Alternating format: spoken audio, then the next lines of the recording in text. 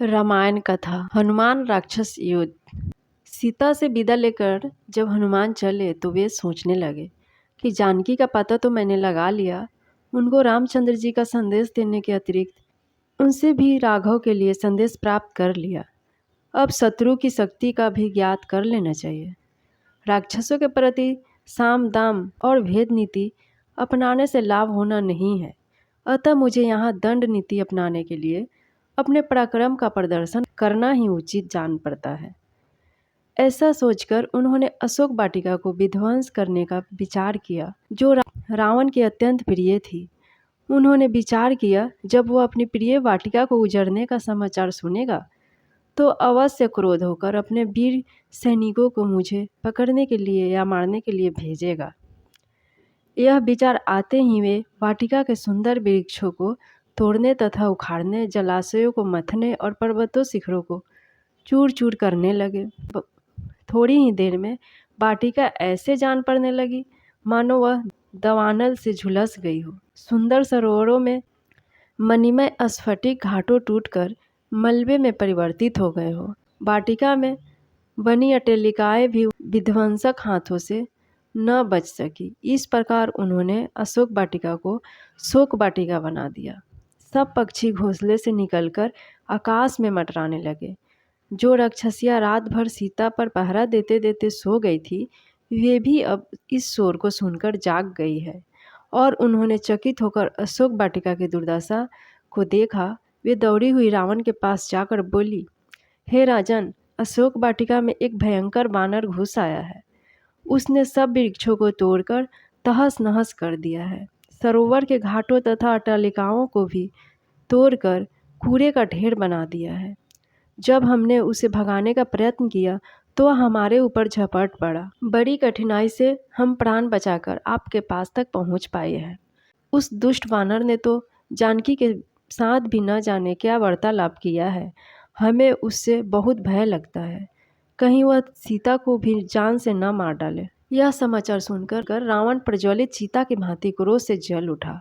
उसने तत्काल अपने अनुचरों को आज्ञा दी कि उस दुष्ट वानर को पकड़कर मेरे पास लाओ। रावण की आज्ञा मिलते ही 80,000 राक्षस नाना प्रकार के अस्त्र शस्त्र और लोहे की श्रृंखला लेकर उस उत्पाती वानर को पकड़ने के लिए चल पड़े।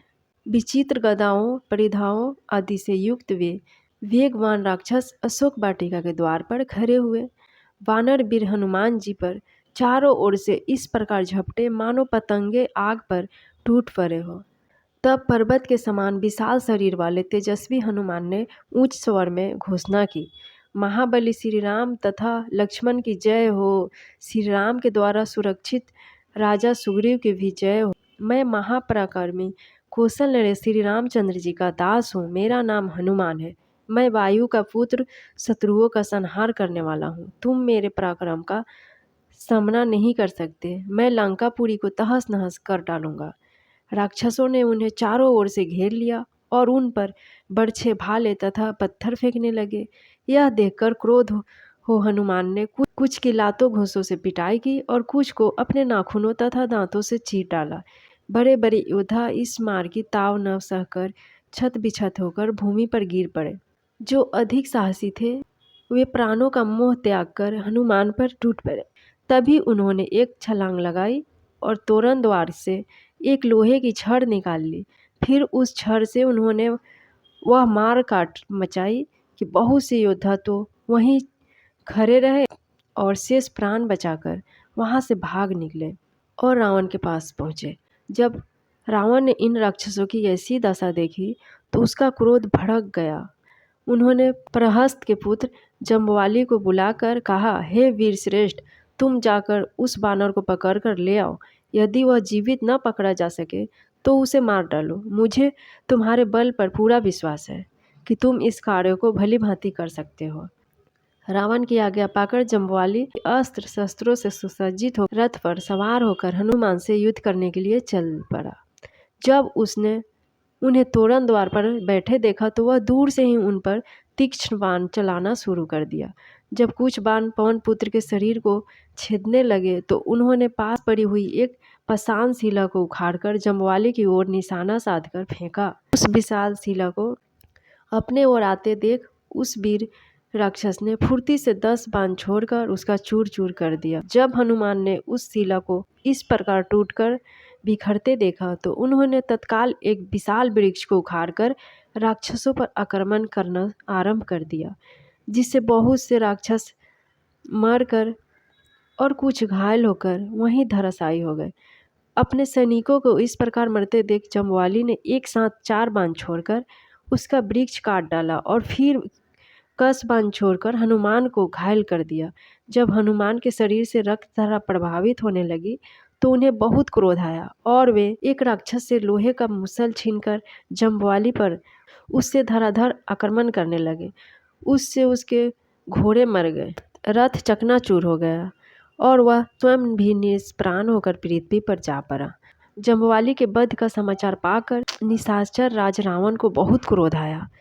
उसने 7 मंत्रियों पुत्रों को और 5 बड़े बड़े नायकों को बुलाकर आज्ञा दी कि उस दुष्ट वानर को जीवित या मृत मेरे सम्मुख उपस्थित करे।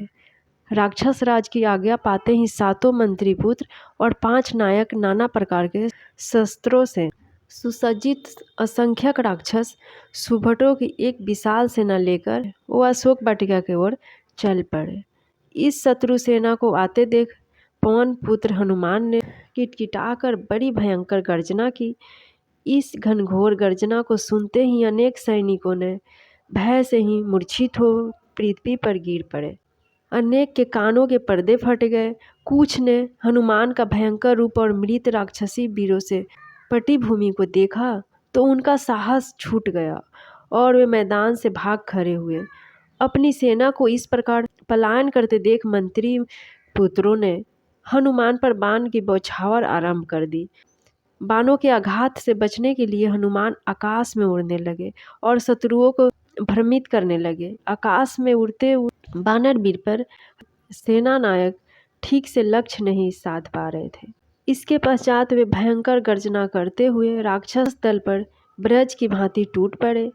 कुछ को उन्होंने वृक्षों से मार मार कर धराशायी किया और कुछ को लातों घूसों तीक्ष्ण नखों तथा दांतों से छत बिछत कर डाला। इस प्रकार उन्होंने जब 7 मंत्री पुत्रों को यमलोक पहुंचा दिया तो विरूपाक्ष, यूपाक्ष, दुर्धर्ष, प्रधर्ष और भास्कर नामक 5 नायक तीक्ष्ण बाणों से हनुमान पर आक्रमण करने लगे। जब दुर्धर्ष ने एक साथ 5 विषैले बाण छोड़कर उनके मस्तक को घायल कर दिया तो वे भयंकर गर्जना करते हुए आकाश में उड़े।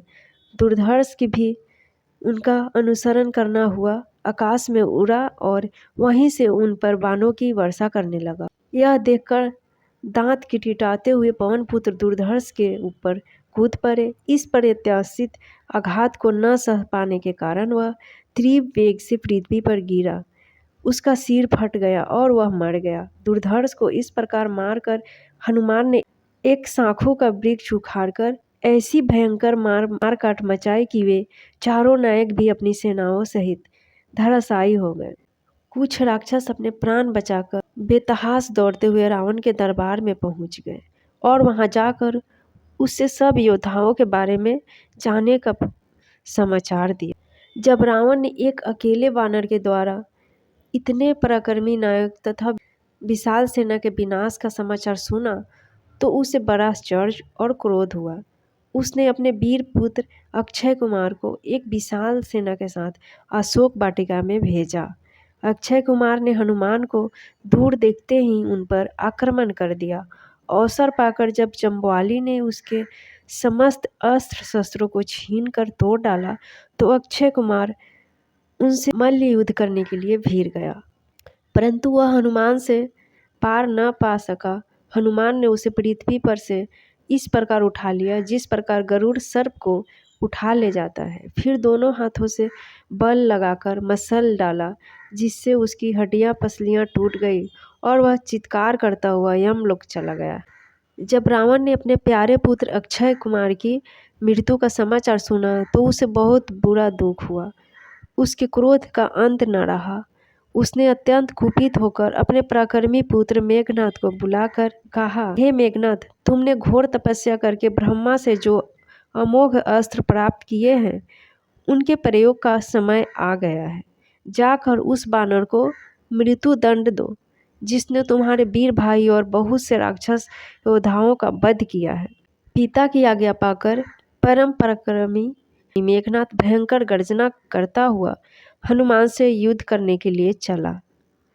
जब तोरण द्वार पर बैठे हुए हनुमान ने रथ पर सवार होकर मेघनाथ को अपनी ओर आते देखा तो उन्होंने भयंकर गर्जना से उसका स्वागत किया, जिससे चीढ़कर मेघनाथ ने स्वर्ण पंख युक्त तथा व्रज के दृश्य वेग वाले बाणों की उन पर वर्षा कर दी। इस बाण वर्षा से बचने के लिए हनुमान पुनः आकाश में उड़ गए और पैंतरे बदल बदल कर उसके लक्ष्य को व्यर्थ करने लगे।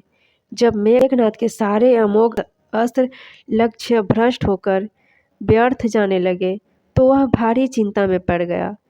फिर कुछ सोचकर उसने विपक्षी को बांधने वाला ब्रह्मास्त्र को छोड़ा और उसने हनुमान को बांध लिया। फिर उन्हें घसीटता हुआ रावण के दरबार में पहुंचा। फ्रेंड्स, आगे की कहानी मैं दूसरे वीडियो में लेकर आऊँगी। मेरे वीडियो को लाइक शेयर एंड चैनल को सब्सक्राइब जरूर कीजिए। Thank you.